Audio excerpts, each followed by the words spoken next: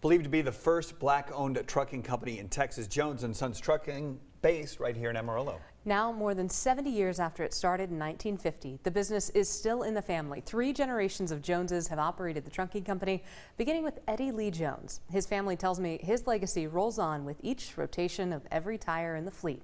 That story as we honor Black History Month. The Jones family will tell you transportation is part of their legacy. I mean, we're not new to this, we're true to it. It is from the heart. It's just in our blood. You know, it's something about that diesel smoke. Once you smell it, you're hooked. Jones & Sons Trucking celebrated 71 years in business last year. The family says it was the first black-owned company to get their trucking authority in the state of Texas back in 1971. Well, this right here shows, you know, when he signed it, when it was issued to him. Eddie Lee Jones started the business in August of 1950, and the Texas Railroad Commission granted him trucking authority after he purchased the established company in 1971.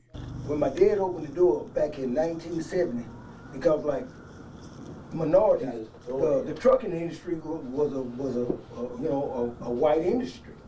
Yeah, that's true. Blacks, Indians, Mexicans, they couldn't have trucking authority.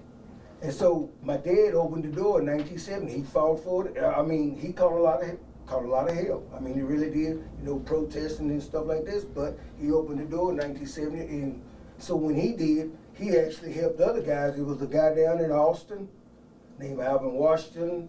He was a black guy. My dad actually helped him and the other guys apply and get their authority. The family doesn't dwell on the prejudice that Eddie Lee faced, but some stories have stayed with the younger generations. Driver and part owner Devarius Jones is impressed by how his grandfather persevered, even though at times he was all alone. In Pampa, Texas, he used to work down there all day, and he would have to sleep in his trailer because blacks weren't allowed in motels.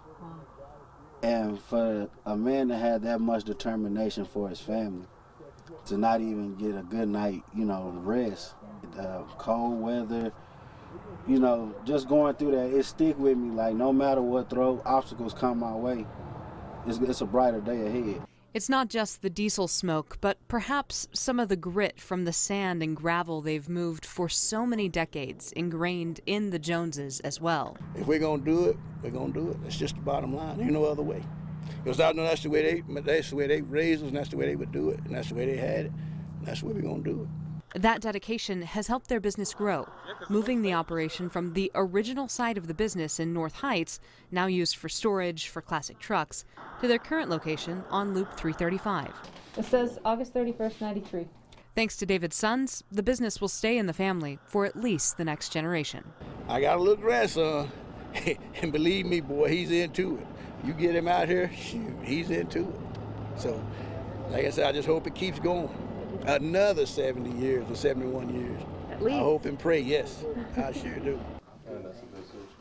So in the spirit of transparency, there's a family tie to that story here at KAMR Local 4 News. Rochelle Hamilton Jr., one of our morning show anchors, is the grandson of Eddie Lee.